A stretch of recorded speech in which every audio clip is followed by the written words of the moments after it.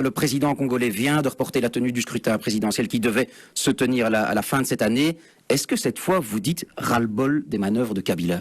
On savait que le scrutin n'aurait plus lieu cette année. C'est pas une surprise d'entendre qu'il est reporté. Maintenant, ce qu'il faut, c'est que l'on fixe clairement une date, une procédure, que l'on sache comment les choses vont évoluer. Et donc la pression doit être mise, pas seulement par l'Union européenne, mais aussi par l'Union africaine, et je pense d'ailleurs par les Nations unies, sur la nécessité de respecter la Constitution, et donc d'aller vers des élections, vers l'élection d'un nouveau président, et vers la mise en place des institutions congolaises. Si ça n'est pas le cas, je crains des dérives, et des dérives qui peuvent devenir d'ailleurs violentes. Et combien de temps est-ce qu'on peut encore attendre, Didier Reynders? Mais je crois que c'est avant la fin de l'année que le calendrier doit être fixé et que le dialogue finalement, mais le vrai dialogue entre toute l'opposition et la majorité présidentielle doit avoir lieu. Pour l'instant, il y a eu un début de dialogue organisé par l'Union africaine, mais qui portait sur quelques éléments et surtout qui comprenait une partie de l'opposition. Les principaux leaders de l'opposition, je pense à Étienne Tshisekedi qui est retourné au Congo, ou à l'ancien gouverneur du Katanga, Moïse Katumbi, n'ont pas participé à ce dialogue. Donc il faut maintenant vraiment aller vers des choses plus sérieuses et vraiment la détermination d'un calendrier électoral. Est-ce que vous avez aussi dit au président Kabila de ne pas changer la constitution congolaise afin de ne pas se présenter une troisième fois à l'élection de 2007? C'est le message constant depuis le début. Je répète qu'il faut respecter la constitution dans tous ses aspects.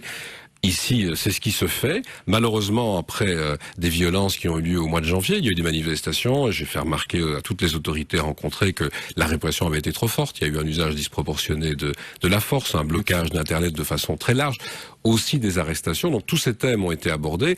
Je dois d'ailleurs dire que nous avons abordé aussi des cas individuels. Moi, je souhaite que l'on puisse procéder à la libération de plusieurs personnes. Cette annonce week-end a un exemplaire d'une banque congolaise qui dénonce la corruption au Congo, le siphonnage des caisses électorales. Ce que je voyais filer, dit-il, c'est l'argent du peuple.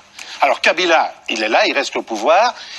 Il se moque de la démocratie. Vous faites quoi? Vous bougez ou vous laissez voir? Il y a deux choses distinctes. Je souhaite évidemment que sur l'ensemble des documents qui sont communiqués, il puisse y avoir pas seulement des enquêtes au Congo, mais des enquêtes internationales. Il y a la capacité au niveau international d'enquêter sur ça, donc on doit le faire en matière de corruption et de détournement d'argent. Alors les élections.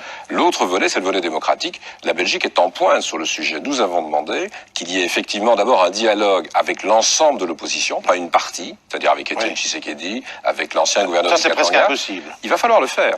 Il va falloir le faire parce que c'est la seule façon de stabiliser les choses et d'avoir des élections l'année prochaine. Pas dans 2 ans ou dans 3 ans, comme je l'entends parfois. Mais c'est un débat difficile. Il faut bien se rendre compte que c'est d'abord un débat entre Congolais. Certains chez nous oublient parfois que le Congo a plus de 50 ans d'indépendance. Donc vous restez prudent? Pas prudent, nous sommes très fermes sur les demandes, mais en sachant que le problème va devoir se régler avec une pression de la communauté internationale, de l'Union africaine, mais d'abord au Congo. Vous avez parfois Kabila au téléphone?